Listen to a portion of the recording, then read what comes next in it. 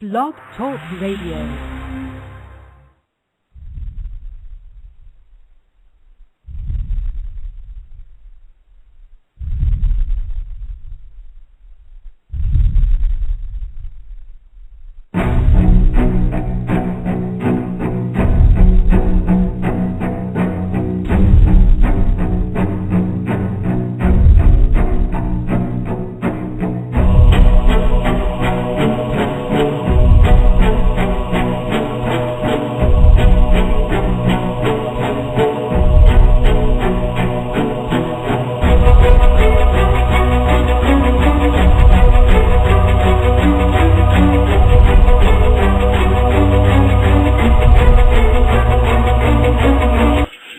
Welcome, living beneficiaries. This is the estate.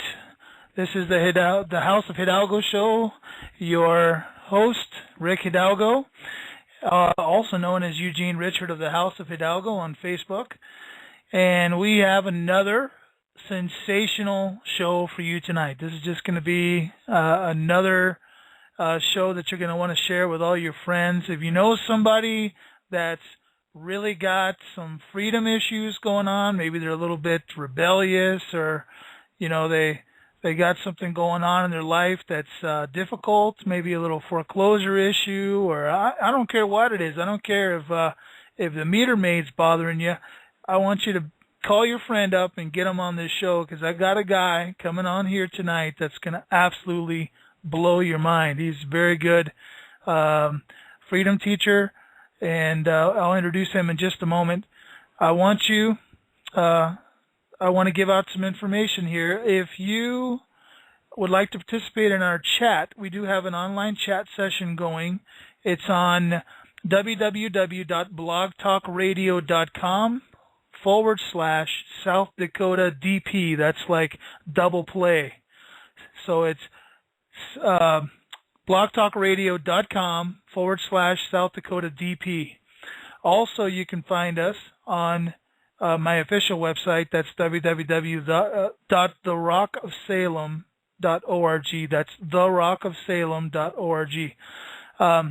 So, with all that out of the way, I want to introduce my guest tonight. His name is Ray Cox, and like I said, he is a sensational person. I've gotten to know him over the past year, and he's got all kinds of information that I'm sure he's more than willing to share. And tonight we're going to be going to Freedom School, so I hope you're ready. Ray, are you with me? I'm with you, Brother Rick. Oh, I'm so glad that you are, Ray. I've been looking forward to this because I know that you've got so much in you that's just great information that people need to understand, because we're really confused about freedom in this country. We think we're free already. We think we live in a free country, and people don't even understand freedom. So I'd like you to kind of take us to school and teach us what freedom is, Ray. All right. Well, I guess the best place to start when we're going to see what freedom is, we need to define freedom. And, most people don't understand that, it's a two-piece word. And we understand free. I mean, in fact, actually, most of America seems to want everything free today instead of working for it. But free meaning not encumbered to anything. But freedom, the part that's DOM, is domain. So we're talking about free domain. Being free, it's like having an exemption from an external control. Not having interference or regulation. It's your ability to have your own power to determine your action without being restrained. Okay? Mm-hmm. That means that you don't have a political influence or a national influence, or anybody telling you this this is what you can build on your property, or this is how you can travel. And so freedom means not having to have a license, certificate, or a permission of any kind to do those things that are already unlawful. Right. So that being said, we in this nation have been told, we started out as a free nation, and we were told all along that we were free, but in the process, there has been one usurpation of freedom after another, just one little piece at a time. Sort of like the old analogy: you put a frog in boiling water and he'll jump out. So if you put him in cool water and warm it slowly, you can boil him to death. Yeah. So, and he'll just sit there, and that's what the American people have done. They started out in cool water, and the water's been getting hotter and hotter, and more of their freedoms have been pulled away, and they've had, they used to be able to travel wherever they wanted to go, and then they started defining if you hauled your neighbor's, equipment somewhere or his household somewhere, that was called driving and not traveling, and you were using public thoroughfare to do it, so you need to pay a fee for it. Mm-hmm. Well, once you started that, then you had all these other things that started coming up. You had all the different lawsuits for different types of infractions or problems going on between Americans, and in the process of those happening, the bankers figured out they could get little pieces of it here and there, so they started getting their fingers involved and started changing laws and rules and regulations and getting judges to rule in their favor so that they could have things like the bar. When people understood what a bar carded attorney is, there's no such thing as a license. You can't get a license to practice law in this nation. Right. If people just understood what the bar is, every single one of them would be so pissed off. It would be sort of like they used to call them dustmen in England. Back in a long time ago, they had the guys who would pick up the trash, and they were considered the lowest of the low on the totem pole, except one group of people. There was one group of people who was lower than the dustman, and that was the banker. And there was a reason for that, because people back then knew that the bankers would commit fraud if it was possible for them to do so. If they could figure out a way to cheat you, manipulate you, or take from you, they would do it. And today, the attorneys are the same way. The attorneys are basically working under and as representatives of the banking industry. And they don't really represent people, and they never have. You go to an attorney and you've got a problem, say, they say you committed a felony or, whatever you're going to the attorney for. And the attorney says, oh, yeah, I'm here to defend you. Well, sure he is. Except you've got to understand what defend means. If I come over to your house and I get ready to attack you, if you allow me to harm you, okay, well, first of all, if you stop me from harming you, then you are defending, you are fending for yourself. If you stop me, you're fending. If you allow me to harm you, then you are defending or not fending for yourself. You're allowing someone to cause you harm. So when an attorney tells you, I'm here to defend you, he's telling you the truth, but you don't know it because you don't understand it. He's telling you, I'm here to allow somebody to cause you harm. Mm-hmm. Yeah, how much of that... What happens... Go ahead, Rick. So I was just going to say, what happens is you go before a judge and you think, okay, the judge is an unbiased mediator. No, that judge is an attorney too. He's not really a judge unless he's been elected. There's very few of those. They're all appointed by somebody, and because they're appointed, they're actually not judges, they're administrators. And the administrator is actually a bar-carded attorney. Right. So you have the attorneys working with the attorneys, working with the attorney on the other side against the two parties who have a problem. And sometimes there's only one party that has a problem. There was no charge against them. There's no party that's been injured. And now you have three attorneys against you and you think one of them's working for you, and they're all working against you. Right. American people need to wake up to this. They need to understand that as long as there is a bar, as long as there are no judges and there are only administrators, then there is no justice. And you can't have freedom when you don't have justice. You can't have freedom when you don't have currency. If you can't go to work and do labor and be paid for what you do in a valuable substance, whether it be gold, silver, or, platinum, Yeah. I always thought, I think it's funny, Star Trek uses latinum.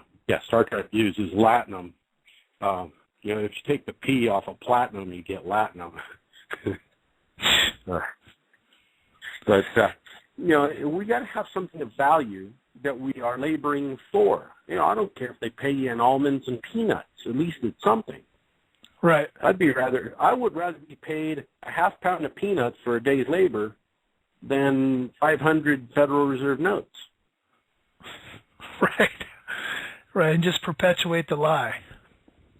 Right, because actually, if you think about it, a Federal Reserve note, because a note, if you look under the word money, if you look it up in Black's Law Dictionary, it says gold, silver, precious metals, or currency, excluding notes, bonds, debentures, and other evidences of debt.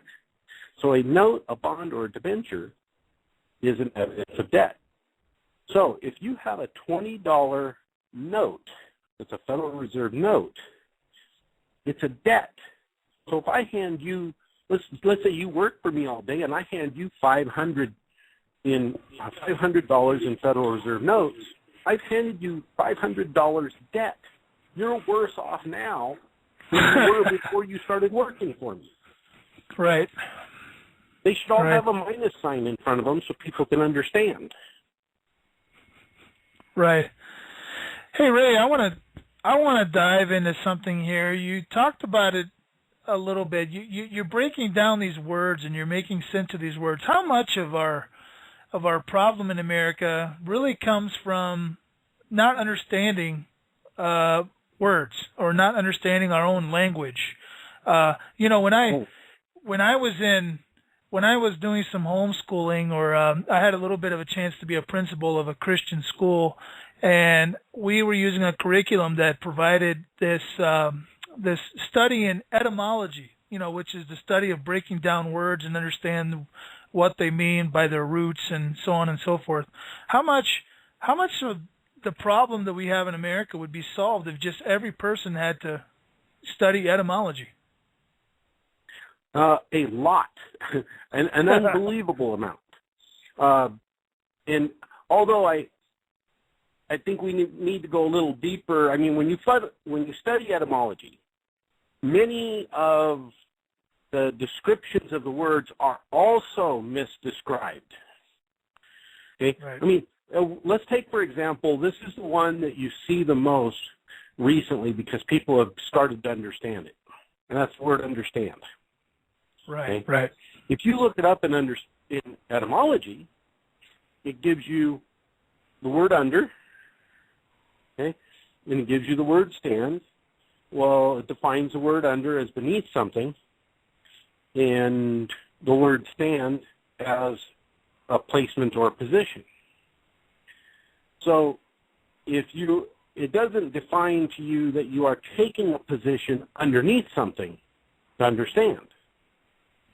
Right. It doesn't define to you that when an officer walks up and says, I pulled you over because you're doing 75 and a 55, and it violates the speed law, and this is the number, do you understand? If you say, yes, you understand, it doesn't define to you that you are saying, yes, officer, I stand under you. I stand under your authority and jurisdiction. Right. Well, you only stand under his authority and jurisdiction if, first of all, if he was a lawfully elected sheriff or lawfully appointed duty under a lawfully elected sheriff, and he was operating within the bounds of the Constitution that was defined for him, that he took his oath to uphold and protect. And if he hadn't violated any laws in order to get your attention, to have you pull over so he could talk to you, then at that point, he is an officer that is in good standing, and he is operating in good faith, and although you're not under his jurisdiction, you, at that point, at least owe respect. Okay?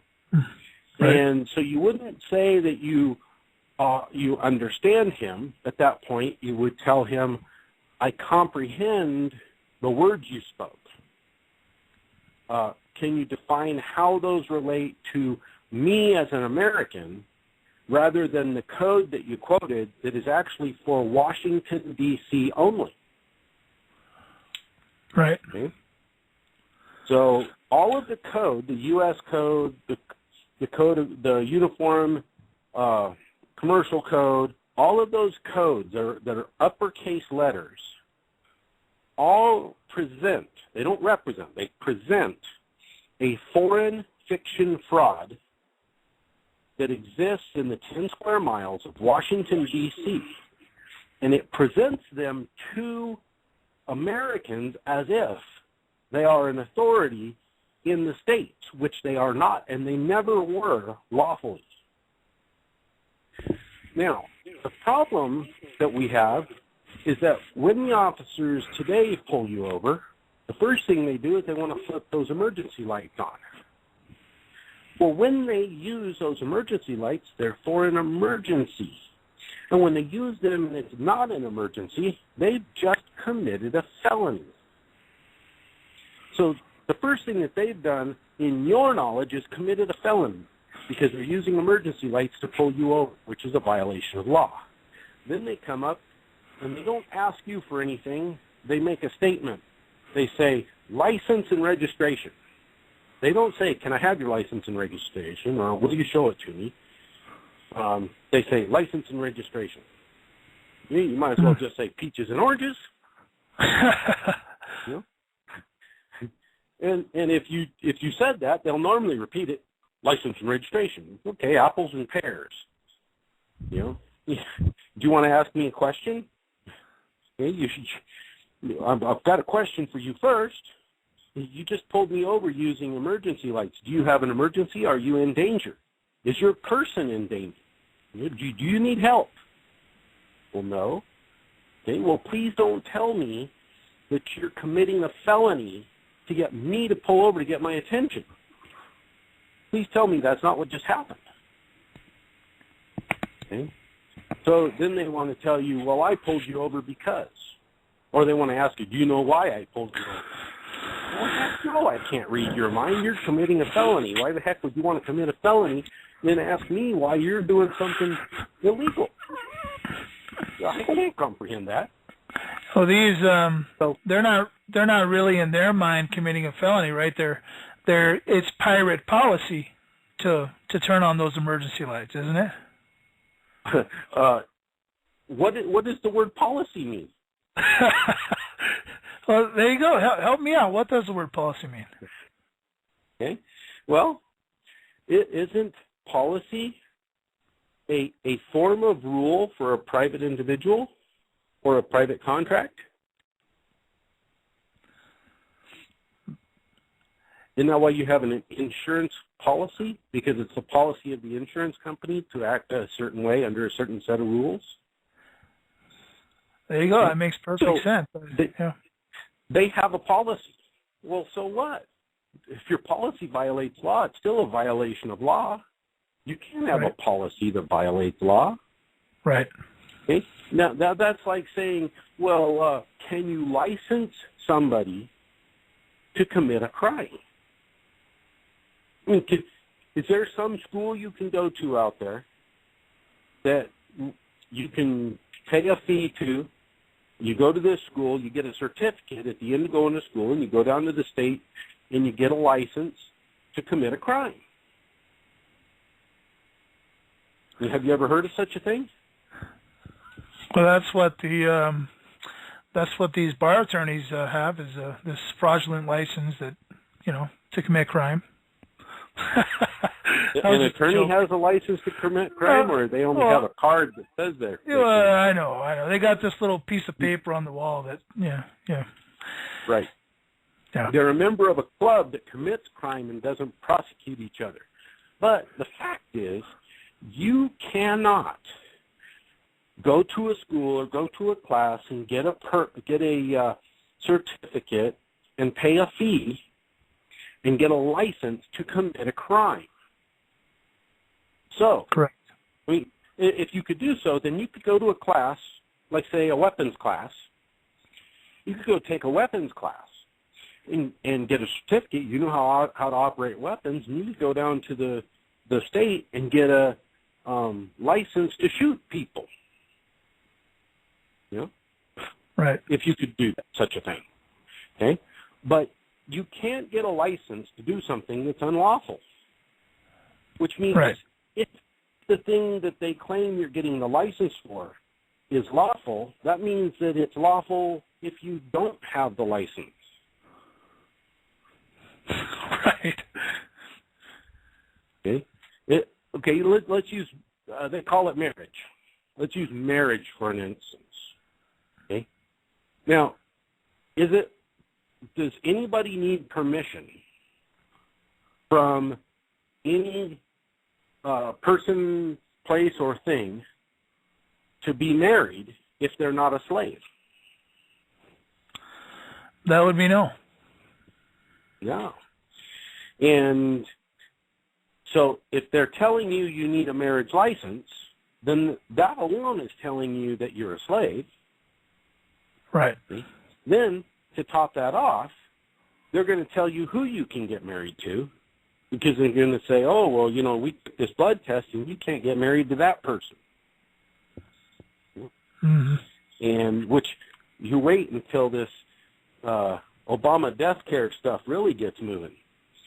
Because when that gets moving, they'll be telling you exactly who you can marry and who you can't, and they'll do it under Sharia law. So when you can only marry somebody who's your first, second, or third cousin, which is completely contrary to what our nation has always been, we're going to have a whole nation of insane people like they do over there. So, you can't have inbreeding. Inbreeding causes a problem, a mental problem, causes birth defects. So then you have the problem with the word marriage itself. Okay? If those who ascribe to the Bible can test me on this, they can go back into Kings. They can go back into Judges. Actually, maybe Judges is the best one. They can go back into Judges and read the story of Samson and Delilah. Because Samson was a judge. And there is no reference to Samson ever performing a marriage. Samson performed weddings. Marriage was not invented until King Longshanks. And King Longshanks decided that he couldn't get rid of the Scots, so he was going to breed them out. And the way he would breed them out is he breeds them out of their land. Well, most people think that they breed them out to where he destroys the bloodline. But what he destroys is the eldest of the family, the firstborn. Okay? If he can make, some people might be offended by the word, but I need to use the word so they understand it. If he can make a bastard of firstborn of every marriage, every wedlock, then what he does is he effectively destroys the claim of the property from the father to the son. So by creating marriage and creating what they called fornication under consent of the king, that F-U-C-K word, he would allow the lords to use F-U-C-K with the bride the night of the wedding, the night of the marriage. And by doing so, nobody could make the claim of who the child belonged to. Nobody could guarantee who the child belonged to. And since that was the case, who was the claimer of who could claim the property as the eldest born of the family? So that's where marriage came along. That's that movie Braveheart. For those who want to go in and see what that battle was really about, it was about keeping their lands. Right. So what did you say? What would you say that acronym was? Fornication. Fornication. Under. Okay. Fornication under consent of the king. Okay. That's curious. All right. Yeah. I've never heard that before. I've had people over the years try to tell me it means other things, and I go back to trace those things, and those things only go back about 100 years. But you can trace this all the way back to King Longshanks' time. It was actually a little bit right around 1611, which is where they started using the word marriage instead of wedlock at the change of the English language, when they changed and modified the English language to destroy all nouns, so they could create the 1611 King James Version of the Bible without nouns, so that the common man would never learn how to create contract language. Do you want to go into that a little bit, Ray? I know that this is something that you're well. Yeah. Yeah, I don't know if we should go too much into syntax language, just because, we probably need to set a pretty, make sure we have a pretty strong demographic for stepping into syntax. But, we do know, I'll go this far as to say, we were taught in the 3rd grade about prepositional phrases. And the prepositional phrase says, in order to have a noun, you have to have a preposition and an article prior to the noun to make the noun a noun. And the way that works, the preposition is preposition. That tells you that something important is coming. The article is authority, and it says the thing that's coming is a noun. And then you have the following word, which is your noun. Now, we were taught in the 4th grade to destroy the noun by putting a conjunction in front of it or modifying the sentence so that there is not a prepositional phrase. Like to say, this is a phone. Well, the conjunction a modifies the phone into a verb or adjective. There is no such thing as a verb or adjective phone. Now, in that way, those who have read Revelation may understand how that could tie to the great mystery of Babylon. If you don't know how to speak nouns, then all you can do is babble. You don't make sense. And if you take that point of view, when you're entering the courtroom, if you don't know how to use nouns, when you enter the courtroom, you are now babbling, and the court cannot understand you. Okay? They can't comprehend your language, which is why they attempt to get you to say you are innocent. Okay? Now, innocent is a strange word because in is a prefix that means not, like insufficient or incomplete. It means not sufficient or not complete. If you are innocent, or you say I am innocent, you're saying I am not no sense. Well, if you am not no sense, you don't make sense and they can't understand you, which is why they want you to say that, because then they can demand that you are presented by somebody who can represent you or represent you, called an attorney, who can defend you and take all your rights away and allow somebody to rape you since you don't understand anyway. So what for the people that might be listening and are interested in this, what do you say in that occasion? Okay. I personally say, well, for those who don't understand syntax yet, you say, I lack guilt. If you want to use a prepositional phrase, you would say, for the living being is with the lack of the guilt.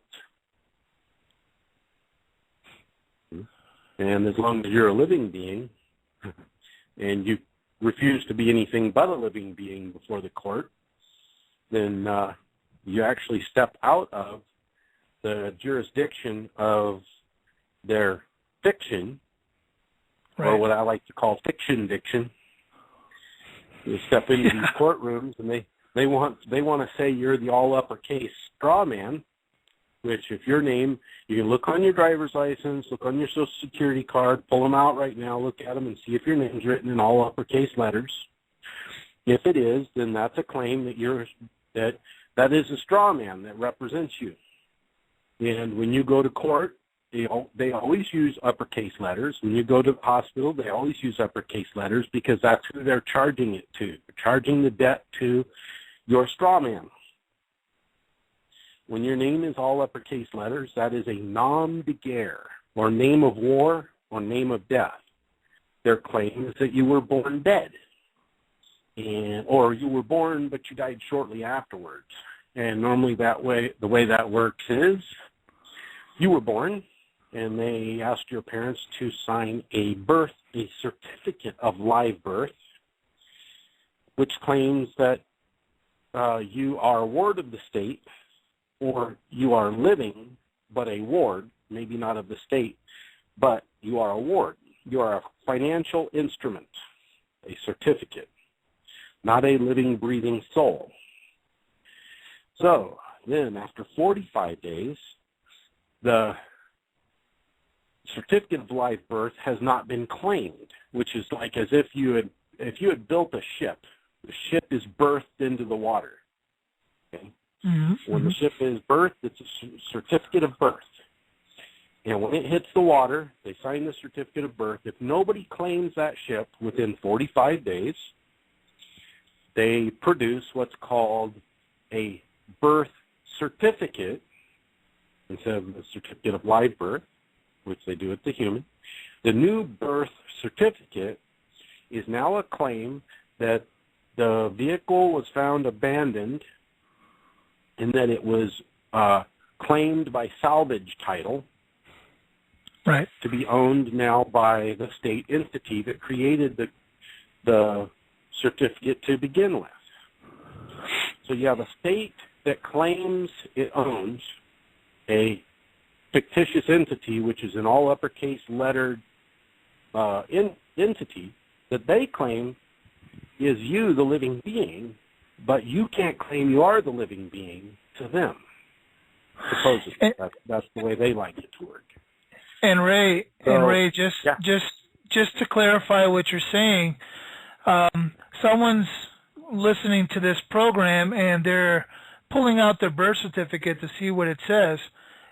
What you're saying is that second date that's on there. There's your birth date, the date that you came out of the water, and then there's a second date, that date that it was registered. That's the date Correct. You're talking about. Yeah. Okay. Yeah, that second date is 45 days later, and that's when they made the salvage title claim. Right. Okay. Now, since they have made the salvage title claim, they take that certificate, and that certificate, what's funny is that certificate is housed. Okay? Now, if you were a nation, or claiming to be a nation, and you had a bunch of certificates that you wanted to believe were live beings, wouldn't you have to keep them in a house? Right. Is that warehousing? Is that what we're talking about? How about the House of Representatives? Oh, gotcha. Who represent who? Represent the straw men. The House of Representatives represent the straw men that are being housed at the House. Okay? And they have to represent them, or they present them afterward, re-presenting, after presenting, or going back to the presentation. Okay? So they don't represent the living, breathing souls in the states of America. they represent the foreign fiction straw men that are held in the Washington District of Columbia Incorporated, which is not part of this nation. It's not part of it's America. It's not part of the states. It's 10 square miles that were separated from the states in 1871. It was actually primarily, I was talking to Chris about this earlier today, it was actually primarily set off, cordoned off, even though it wasn't a full 10 square miles, in 1801. And that was the primary corporation. But it wasn't until 1861 that Lincoln pulled his shenanigans in order to begin the control of America by the banking institutions, by causing a civil war, trying to get the South to pay the bill of the North, so that he could create that 10 square miles, and which they did after they fully completed after he had been assassinated. And so that happened in 1871.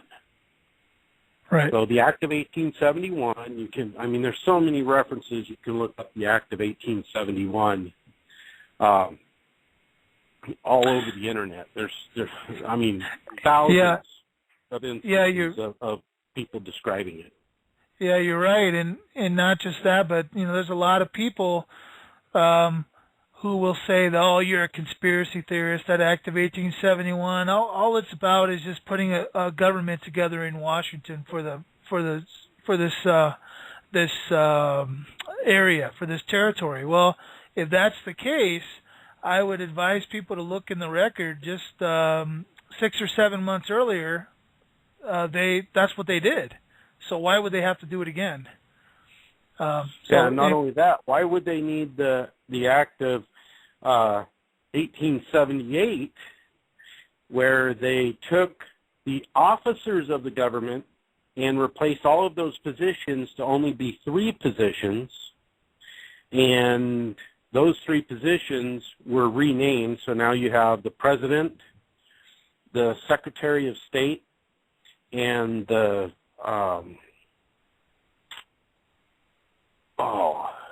President, Vice President, and Secretary of State. Almost went blank there. And because they changed those 3 positions to those 3 positions from the way the actual government was set up by our forefathers, those 3 positions are CEOs. They're corporate executive officers. Okay? And they have authority over Congress. Congress in Washington, D.C. is not Congress of, for, and by the people. It's a foreign entity as well. It's part of that, the U.S. government, which is also a foreign fiction entity, owned and controlled by the International Monetary Fund, as is Washington, D.C. Incorporated and the Federal Reserve Bank Incorporated. So, because those are owned by the International Monetary Fund and fully controlled by the International Monetary Fund, their board of directors is who decides will fit in those 3 offices. There's no impeachment by Congress because Congress is actually under, according to their articles of corporation and bylaws, Congress sits under those 3 offices.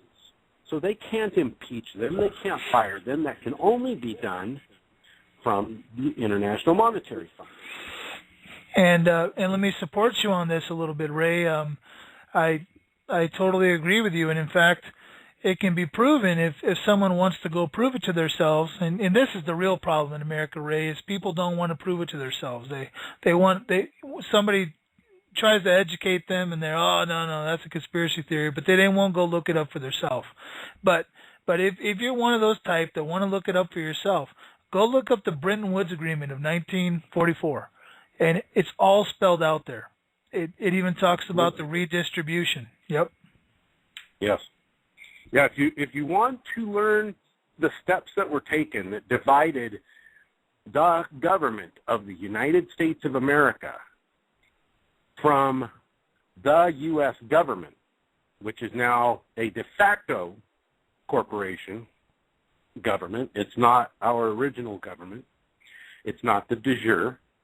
If you go to www.usavsus.info, they really put together a great comparative website there. They have one column that is the government of the United States of America, the way our forefathers set it up and what its authorities are and what it still is today. And the second column is the U.S. government. What set it up, what started it, the acts, all of what was needed in it. And you can follow down that column and see everything. And you can go back and forth, side to side to call, between those two columns and compare what's happening during that time frame. They did a great job. I have to really give it to those guys. They did their homework and they really did some research to get it right. Well, I appreciate that tool. I've not ever seen that website before, so that's cool. Yeah, that's something that the beginner will love. Most of the people who ask me, how can I start learning about this, that's the first place I send them so they can understand the difference between the two entities.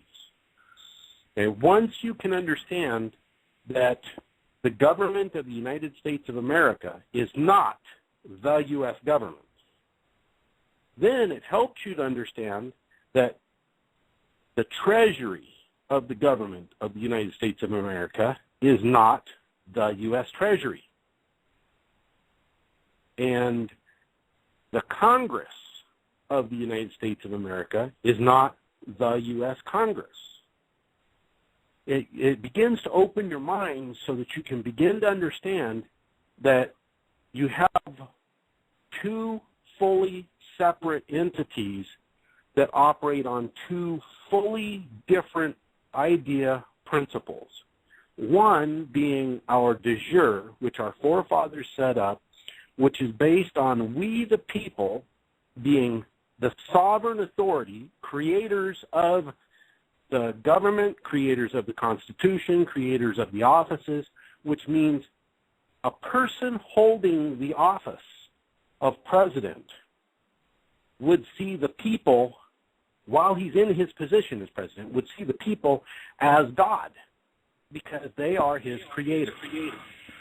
The same thing with any office. Okay, so when you look at the U.S. government, it being a corporate structure, still created by man, but created by bankers who want to control man, whose minds are so limited that they think there's a limited amount of everything on earth and they need to control it all.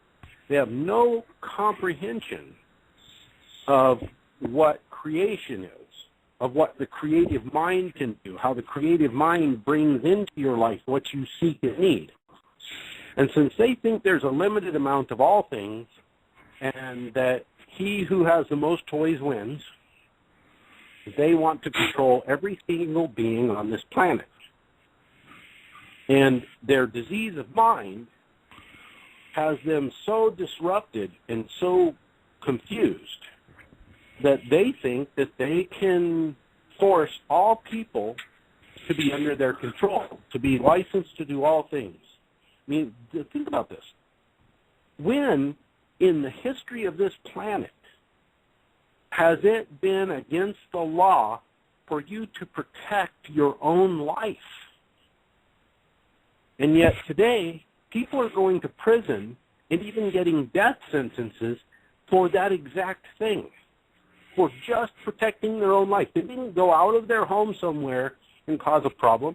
They were right in their own home. Somebody invaded their home, they protected themselves, and now they're looking at life in prison or the death penalty. So how can that be?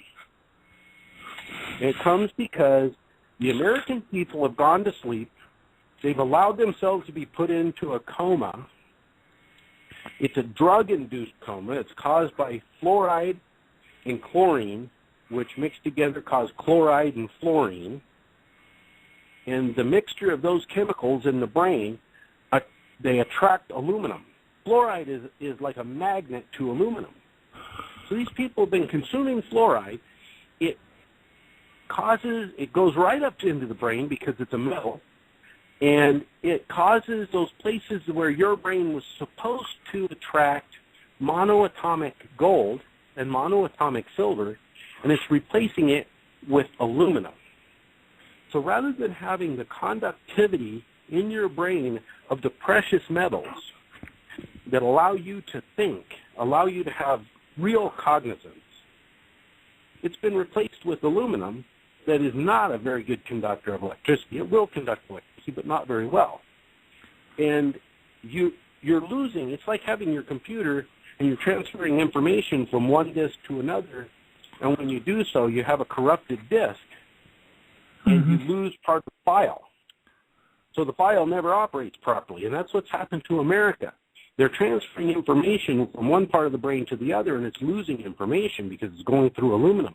They can't think properly. They couldn't think themselves out of a paper bag, a wet paper bag. Yeah, go ahead, I was just going to say, we get frustrated with them sometimes because we're thinking, oh, my God, look, we just laid it out in front of you 7 ways from Sunday, and you're not getting it. And, we get frustrated, but we have to try. I really have to try to remember sometimes that it's not that these people are trying not to know anything. Some of them, there's a couple out there that just don't want to know. But most of them, they want to know what's going on, but their brain cannot grasp it because they can't get away from the fluoride. They need to get rid of their toothpaste and get toothpaste that doesn't have fluoride. They need to stop using water from the tap to brush their teeth. They need to use distilled water to brush their teeth. They need to find some type of scalar wave treated water to mix with distilled water so that they can correct their water and they don't have fluoride and chlorine in it. If they have to use tap water, they need to get a KDF 55 filter. And just in case somebody didn't have their pencil in hand, a KDF 55 filter, and put on your water, on your incoming water to your house, and get another one and put on your shower head to stop the chlorine and fluoride and fluorine and 28 other toxins from going into your body. When you take a shower, you absorb a lot of water. And because it's heat and steam, you're breathing that right into your lungs. As it's evaporating, you're breathing all those bad chemicals. Not only are you soaking them into your skin, which is your largest organ in your body, but you're breathing it right into your lungs and taking it right into your brain, right from the bloodstream. Right. So that's why people are having a hard time thinking, and that's why they're having a hard time understanding the difference between the government of the United States of America and the U.S. government. They almost need to make a line in the center of the wall and put, okay, the government of the United States of America, the Treasury of the United States of America, Congress of the United States of America, and write all these things down. Then on the other side of the line, they need to write down the U.S. government, the U.S. Treasury, the U.S. Congress, and just look at how they're all the ones that are on the one side with the U.S. government are all uppercase letters. When you look at the Central Intelligence Agency, it's all uppercase letters. Look at NSA, it's all uppercase letters. They're all corporate. They're not de jure government, they're de facto government. And de facto meaning they took it by force or trickery. They don't belong there. Absolutely. And Ray, it kind of all goes back to this language barrier that we have, and maybe social media contributes to the dumbing down too, because we get so lazy to what we type in social media, and we stop paying attention, and we take shortcuts, and it could just all be working together to dumb us down even more. Case in point, you and I had a discussion some months ago, and this has stuck with me. I've never forgotten it. We were talking about voting and how people, didn't understand what was going on with voting. And you said that where do you vote? And I said, well, you go to vote at a poll. And you said, what's a poll? Could you share that with the people? I think that's fantastic.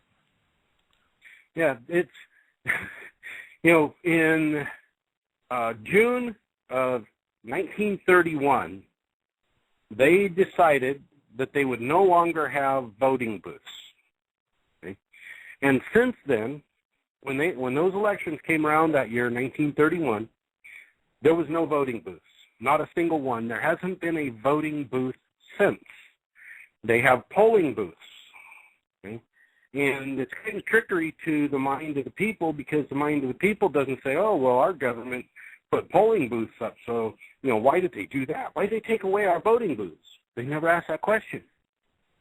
See? I, by nature, look at something and go, well, why the heck did they do that? What's the trickery there? There has to be trickery. My brain always sees there has to be trickery there. When you change something, you don't tell the people there has to be a trickery. So I had to ask myself the question, what is polling? Okay? Well, polling is an opinion.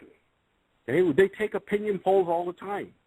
So when you go to a polling booth, you're giving your opinion. Well, what does your opinion matter to a corporation that thinks that you're a piece of paper? Can a piece of paper speak? Can it vote? Right. Can it have an opinion? So you don't have an opinion anyway. The only reason why they have it is to satisfy you. You can't vote at a polling booth. You can only poll at a polling booth. And you can't find a voting booth. So, you're stuck 7 ways from Sunday. If you think by any means that you have voted in your lifetime, unless you were 18 years of age in 1930, you haven't voted in your lifetime. Right. I think it's fascinating, because we just relate everything, polling, voting. It sounds like the same thing. So yeah, we just let it go like it's nothing. But these words mean something, and they really do. And we've got to get to the point where we recognize that, Ray. How do we get to that point? Well, we get there. Oh, I'm gonna joke about this, but we get there by reaching over and slapping the back of the head of every single person that tells you, oh, that's just semantics. You need to do the Gibbs on the back of their head, man. You need to slap the hair right off the back of their head and tell them semantics. Come on, give me a break. Okay? Words are words because they have a meaning. Otherwise, we'd use for everything. Yeah? Yeah. No. Everybody would be Bart Simpson and Homer Simpson. I mean, we could just and do for the rest of our lives, and that would be our communication. Okay? We have words because words have meaning. Every single word that has ever existed has a picture, a visualization of that word in the 0-point energy field. It's memory. And that original visual of that word has value. When you are using a word, you need to ask yourselves, what is the origination of this word? How did it originate? Where did it come from? And what was the intent? Because how do you use the vision of somebody who made a word if you don't understand their intent for that word? And the only way you'll be able to utilize those things and have power in what you say and do in your life is if you can come to comprehend that there is a visual and there is an intention for the meaning of every single word. And once you grasp that, you understand that semantics are important. They're deadly important. And if you doubt that, put yourself in a situation, let's say you were going to bungee jump. Okay? And semantics, hey, it's just semantics. So you're going to jump off this 500-foot bridge with a 400-foot bungee. And, which knot are you going to use? Hey, it's a knot. It's just semantics. Yeah. Yeah. And how many people's heads crushed on the ground 500 feet down because it was just it's just a knot. Why don't they use slip knots when they go bungee jumping? Because they slip. Right. So, semantics are a matter of life and death. They are a matter of life and death in your language. They're a matter of life and death in your comprehension of truth. How can you understand truth if the language you use is fiction? Okay? Now, let's take that. Okay? The language you use is fiction. Okay? And you're trying to live as a living being, but you're sliding around this world like Gumby. Okay? Wearing that all uppercase letters. If you notice, Gumby's name was all uppercase letters. Okay? And you're slipping around the world, sliding around the world, slipping through your books, slipping through your life, being chased by the blockheads all the time. The blockheads want to flip their lights on and chase you down. Right. And all this time, you're in you're not paying attention to semantics, you're not paying attention to your language, you're not paying attention to the uppercase, lowercase of your name. And you're in Gumby world. Okay? And you're subject to their courts and their fines and their rules. You're subject to their cartoon. You're in cartoon land.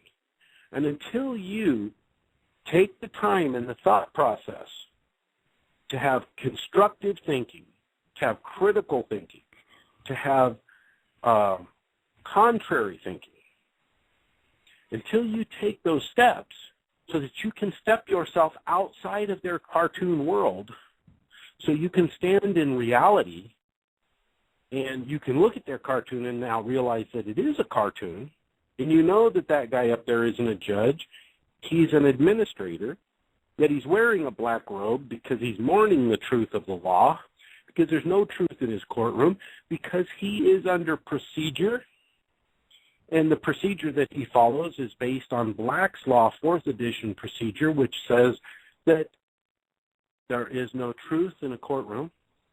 They're binding facts from the courtroom. You can't have evidence in the courtroom. And not only that, it's not even noun law, it's adjective law. So it's fiction court, your color of law court. I mean, you might as well go in there with all your documents written in crayon. Right. All their documents might as well be written in crayon. It's a hoax. And America needs to wake up. They need to wake up, and they need to start having a comprehension of who they really are. Are you free people, or are you slaves? Do you understand the truth, or are you looking at a lie thinking it's the truth? And until we as a nation wake up and realize that we've been duped, and we need to learn so we can understand what has come, then until that happens, we'll be a nation of slaves. Some of us have already stepped out and taken our sovereignty. I've been sovereign for over 26 years now, and I've fought the fight that when nobody knew. Now a bunch of you are starting to learn. You have some people to back you up, and that's awesome.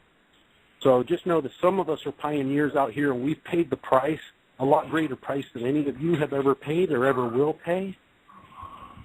So step out, become a sovereign, walk in your righteousness, know who you are, because life is important, and what you hand down to your children and your grandchildren and your great-grandchildren is going to be who you're known to be.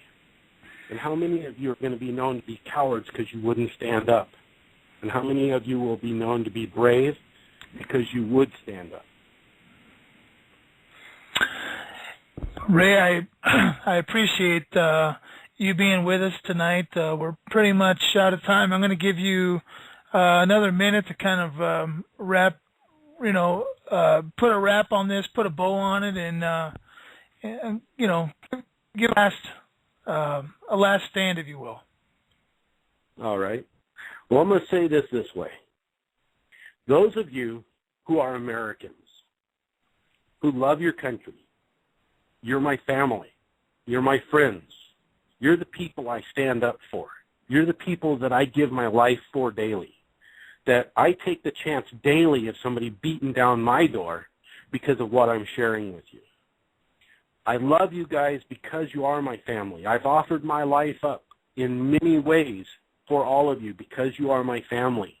And all I ask of you is to learn who you are so you can stand up for your family, so you can become a pillar for those who come after you, so you can share with your children, so you can share with your neighbors, because it's important that we take our country back before the bankers have destroyed us all. It's very important, people. Love your brothers and sisters. Love your friends. Love your neighbors. Do something to learn enough so that you can be of value for them. Thank you, Ray Cox, for being on this program, the House of Hidalgo Show. I appreciate it very much, sir. Oh, I'm happy to be here, and God bless everybody out there. I hope you all have a wonderful night, and I hope I've given you something to think and dwell upon. So, for Ray Cox, this is Rick Hidalgo. This has been the House of Hidalgo Show on the Estate. Good night. God bless.